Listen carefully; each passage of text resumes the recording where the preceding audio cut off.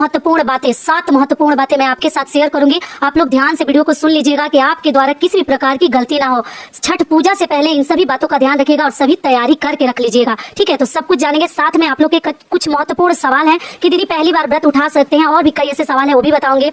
छठ पूजा कब से प्रारंभ हो रहा है, नहाए खाए कब है, कब समाप्त हो रहा है, सब कुछ मैं आपके साथ शेयर करूंगी। तो आप लोग बने रहिए मेरे साथ मेरे चैनल पर। अगर आपको मेरा वीडियो पसंद आता है तो प्लीज आप मेरे चैनल को सब्सक्राइब कर दीजिएगा, बेल आइकन को प्रेस कर दीजिएगा, जिससे कि मेरे वीडियो के नए नोटिफिकेशन आप सभी के पास सबसे पहले पहुंचे। तो चलिए शुरू करते हैं और सभी महत्वपूर्ण बातें जान लेते हैं। तो सबसे पहले दोस्तों, आप सभी को छठ महापर्व की हार्दिक शुभकामनाएं इन एडवांस। तो चलिए आगे अब सभी महत्वपूर्ण बातें जान लेते हैं। तो सबसे पहले आपको बता दूं कि देखिए, अगर आप छठ का व्रत करना चाह रहे हैं, कई लोगों का ऐसा सवाल है कि दीदी हमने मन्नत किया था और लड़के हैं और महिलाएं हैं, बहनें हैं मेरी, तो हम लोग क्या इस साल कर सकते हैं? तो आपको बता दूं कि देखिए, जिस साल मलमास, 2 मास, अधिक मास लगता है, उस साल कोई भी नया व्रत नहीं शुरू करनी चाहिए, और उसमें भी छठ व्रत बहुत ही कठिन व्रत माना जाता है। तो आप लोग सोच समझ कर काम कीजिएगा, बाकी आप लोगों की इच्छा है। तो देखिए, अगर इस साल आप लोग नया व्रत ना शुरू करें तो ज्यादा बेहतर रहेगा, ठीक है। तो ये हो गया आपका पहला सवाल। दूसरा आप लोग का सवाल है कि दीदी पिछले साल का पुराना सूप और जो हमारा डाला होता है, क्या वो इस साल फिर लेना जरूरी है? तो देखिए, बातों को थोड़ा ध्यान से समझिएगा, नहीं तो छठ पूजा में गलती करने का कहीं गुंजाइश नहीं है, कहीं माफी नहीं है। देखिए, आपको समझा दे रही हूँ, अगर आपके पास धातु का जैसे पीतल का आपका डाला है, पीतल का सूप है, गमला है, जो भी बर्तन है, आपको नया लेने की कोई आवश्यकता नहीं है, कोई जरूरत नहीं है, ठीक है। अगर आपके पास बांस का है, तो अगर डाला बांस का है तो उसको आप धोकर सुखाकर इस्तेमाल कर सकते हैं। लेकिन सूप जो है ना, एक बार हम अर्घ दे देते हैं तो सूप हम जो है नया ही लेते हैं, हमें नया ही लेनी चाहिए। पुराने सूप का फिर से आप इस्तेमाल नहीं कर सकते, ठीक है। अपना बजट भी आप लोग साथ में देख लीजिएगा, बाकी छठ मैया तो है ही संभालने के लिए। तो ये हो गया, नियम तो यही है। अगला आप लोगों को क्या ध्यान रखनी है, अगले महत्वपूर्ण बात कि देखिए, जिस चूल्हे के ऊपर आप लोग नॉनवेज बनाए हैं, उस चूल्हे के ऊपर कभी छठ माता के लिए आप लोग प्रसाद ना बनाएं। खरना का जो रसिया रोटी है वो आपको नहीं बनानी है, इस बात का ध्यान रखिएगा। भले ही आप मिट्टी का चूल्हा और जो ईंट से चूल्हा बनाकर आप लोग पूजा पाठ कर लीजिएगा, लेकिन जिस भी नॉनवेज बनाते हैं उसको कितना भी आप साफ कर ले, कितना भी शुद्ध कर ले, छठ माता के लिए उस पर आपको प्रसाद नहीं बनानी है। इस बात का पक्का ध्यान रखिएगा, भूल कर भी गलती मत कीजिएगा, ठीक है। कई लोग ढीठ हो जाते हैं कि कुछ नहीं होता, कर लेते हैं, तो प्लीज मत कीजिएगा, कृपया ध्यान रखिएगा। नया चूल्हा या तो आप एक बर्नर का भी लेकर रख सकते हैं।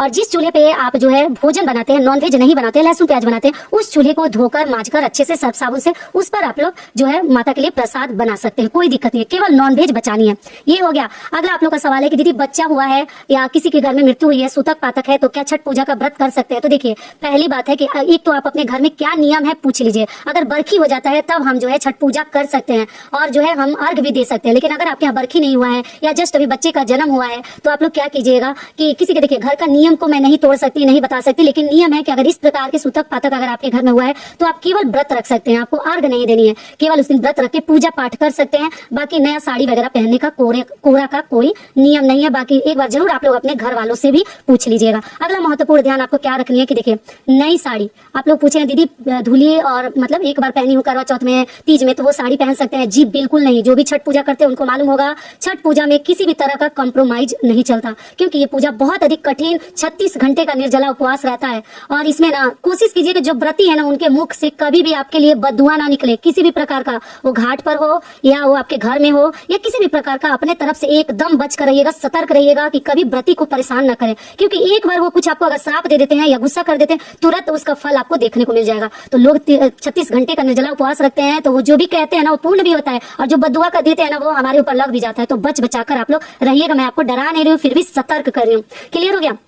तो नई साड़ी आपको इसमें जरूर लेनी है। साड़ी फॉल वगैरह आप लगवा सकते हैं, घर में भी लगा सकते हैं। जब साड़ी फॉल लगाइएगा तो मुख में धागा सुई वगैरह लगाकर मत कीजिएगा, हाथ धोकर बैठकर आप लोग फॉल वगैरह लगा सकते हैं। ब्लाउज पेटीकोट आप लोग पूछे दीदी सिला हुआ पहन सकते हैं? बिल्कुल पहन सकते हैं। वो पहले जमाने में लोग जैसे बिना सिलाई वाले वस्त्र पहनकर छठ पूजा का व्रत करते थे, लेकिन अभी तो नए नए लोग करते हैं, वैसे कैसे पहनेंगे, कैसे संभाल पाएंगे? तो आप अपने घर का नियम देख लीजिए। लेकिन सिलवाकर टेलर कैसे जब आता है तो उस कपड़े पर आप लोग जो है गंगा जल का छिड़काव करके शुद्ध कर लीजिएगा। फिर वो किस हाथ से छूते नहीं छूते आप शुद्ध कर लीजिएगा। और एक चीज मैं आप लोग से रिक्वेस्ट करना चाहती हूँ कि वीडियो को थोड़ा ध्यान से सुनिएगा, आप लोगों के लिए बहुत अधिक लाभकारी होगा, ठीक है। और कहीं भी गलती होने का गुंजाइश भी नहीं रहेगा, तो जरूर सुनिएगा, बातों को स्किप कीजिएगा। फिर आप लोग मुझसे फिर कमेंट कीजिएगा, क्वेश्चन पूछिएगा। और बिजी हूँ, आप लोग को मालूम ही है, व्रत एक के बाद एक व्रत आ रहा है, घर में भी बहुत काम रहते हैं, तो इस बात का थोड़ा सा आप लोग ध्यान रखिएगा। और आप सभी से एक छोटी सी रिक्वेस्ट है दोस्तों, अगर वीडियो पसंद आता है तो चैनल को पक्का सब्सक्राइब कर दीजिएगा, पहली बार आए हैं तो, और वीडियो को लाइक कर दीजिएगा। आपके एक लाइक से हमें बहुत अधिक जैसे हिम्मत मिलती है, कितना भी बीमार रहे, कितने भी थके रहे, फिर भी हम वीडियो आप लोगों के लिए बना देते हैं जो आप लोग पूछते हैं और मांगते हैं। और साथ में बेल आइकन को भी प्रेस किया कीजिए। कीजिए जिससे नोटिफिकेशन आपको सबसे पहले मिले। और उसके आगे देखिए आपको बता दूं कि अगर आप छठ पूजा का व्रत आपके यहाँ होता है, आप करते हैं,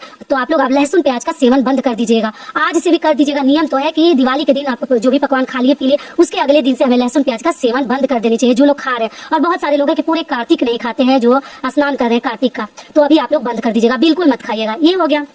और साड़ी आप लोग नया ही लीजिएगा। और अगली चीज आप लोगों ने पूछा दीदी 2 साड़ी चाहिए या 1 साड़ी चाहिए, तो देखिए इस साल तो पहली बार नया व्रत उठानी नहीं है। अगर मान लीजिए किसी के यहाँ उठाया जाता है 2 मास में भी, तो वो ध्यान रखेंगे कि जिस प्रकार से आप पहली बार अगर व्रत उठा लेती हैं, उसी प्रकार से आगे भी आपको निभानी है।